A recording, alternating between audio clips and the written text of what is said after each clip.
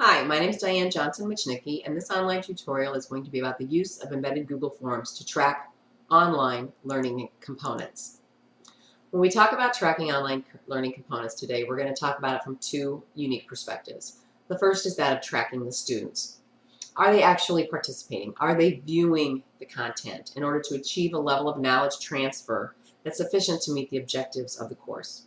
And secondly, from a reflection perspective, are they able to use the knowledge gained through the online component combined with existing knowledge to come to some level of conceptual change?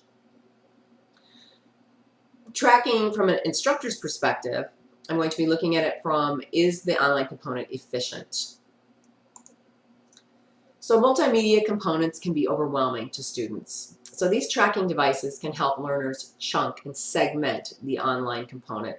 They actually can help them view and review for an added level of comprehension. And we can actually ask them to exhibit some form of the knowledge gained through this particular component. From an instructor's perspective, again, I'm going to be looking at it when I look at the responses. Does the online component actually seem like it's efficient? Are they getting what they need? Is this a comprehensive online component? So what will we look at today in this tutorial? We'll look at actually creating the embedded form, the title, the theme, various question types that we could ask to gauge whether they're participating in conceptual change has taken place, the methods of actually storing the responses, the ability to open and close, the ability to still receive and accept responses. Come a due date, we can turn off the ability to accept, the form is no longer accepting responses. And then the methods of actually viewing those responses so that we can communicate with our students or we can use it for our own formative evaluation. This online tutorial assumes that we have a Google login. So we're going to start right here in the Google Drive. The first thing we want to do is create. We want to create a form.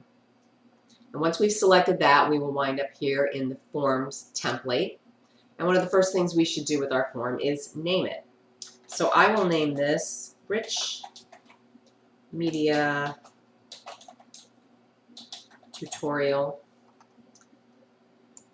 It's the name of my form. Once we've selected the name of the form, we could choose a theme. We can choose anything from fun and festive to something rather generic. I think for this purposes, educational purposes, I would choose just a header blue.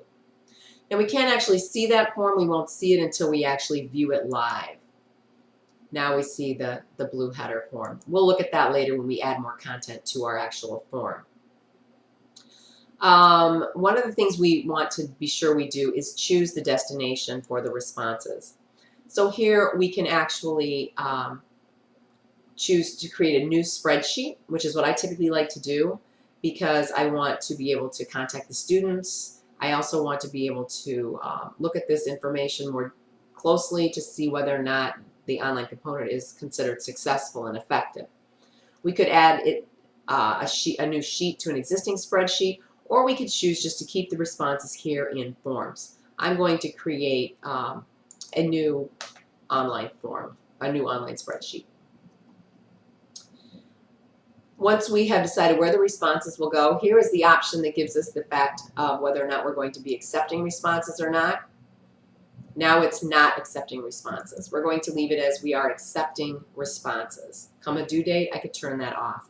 And here is where we view the online form. So here's our form. We could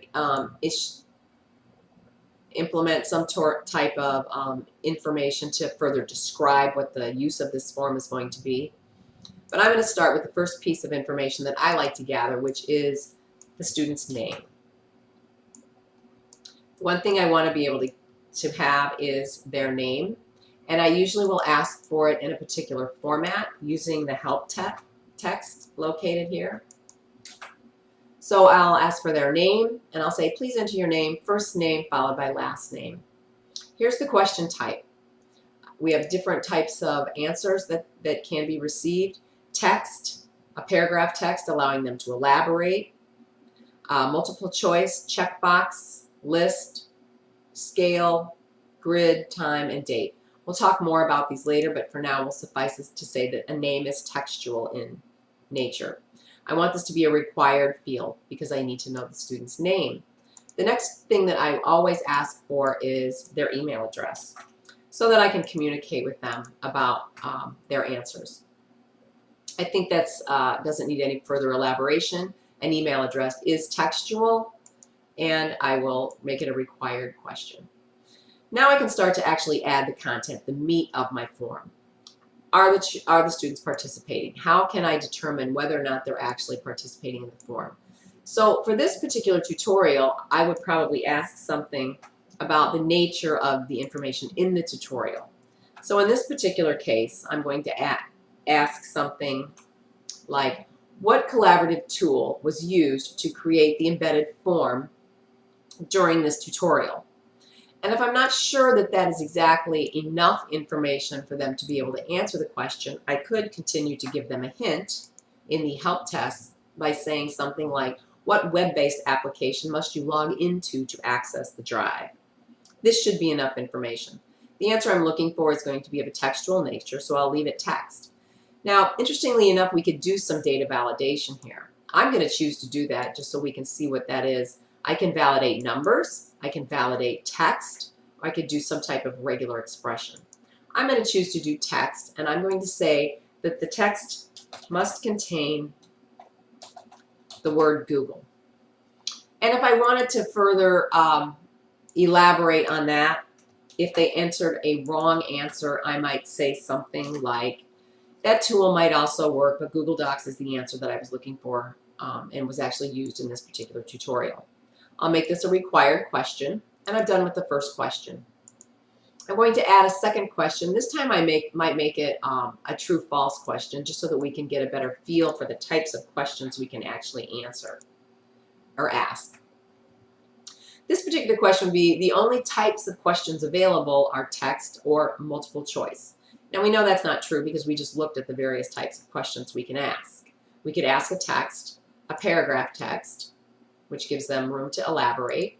We could use multiple choice, which they can answer one or more of the choices. We can use a checkbox, which means only one of the answers is actually valid. We could use a pull-down list to allow them to select from a pull-down list that we populate. A scale, were they satisfied, somewhat satisfied, elated by the content of the course. A grid, we could actually ask them to plot it on an X and Y axis. We could ask them to give us a date of some sort using a date picker. And we could ask for a time. In this particular case, as I mentioned, I think it's of a we're going to use a multiple choice because we're going to format a true-false answer. So our first option would be the option of true, and our second option would be the option of false.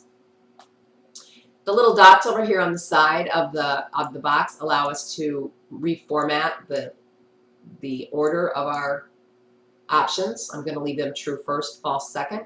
The little X's over here at the end allow me to X and actually delete the entire option altogether.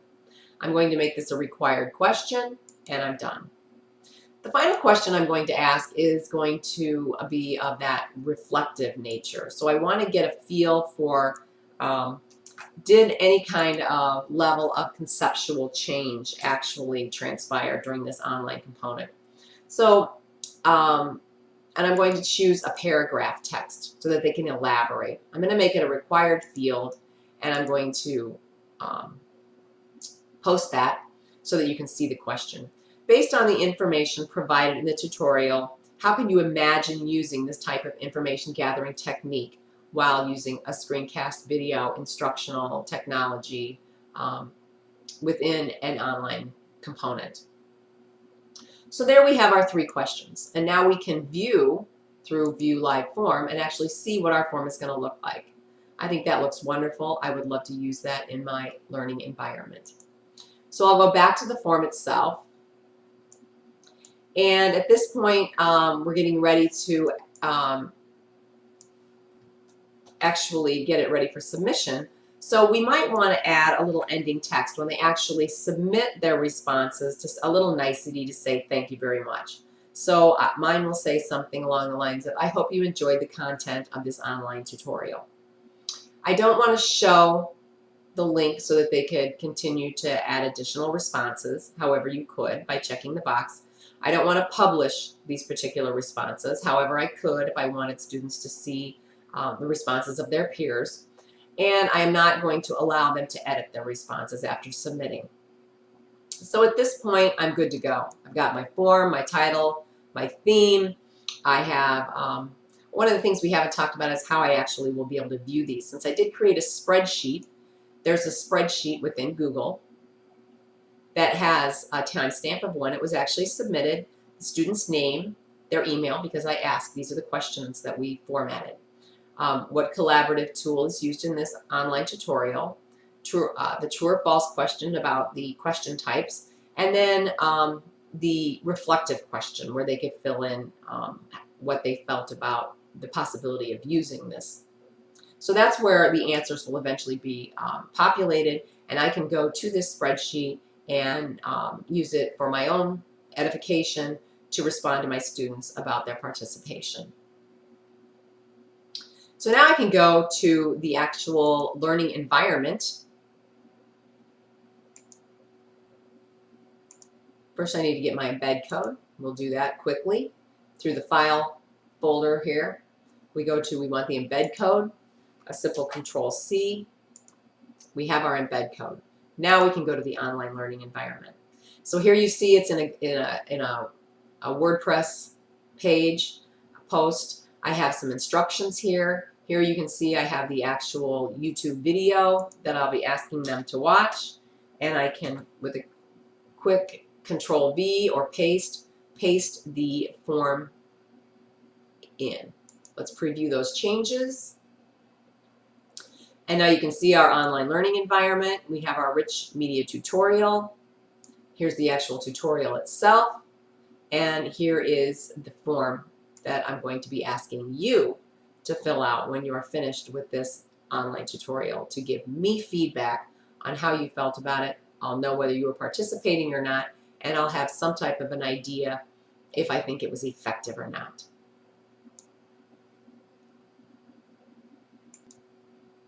So what did we cover in this online tutorial? We actually created an embedded form with its title, theme, the different types of questions we could ask, the methods of storage, methods of responses, how we can open and close it for accepting responses.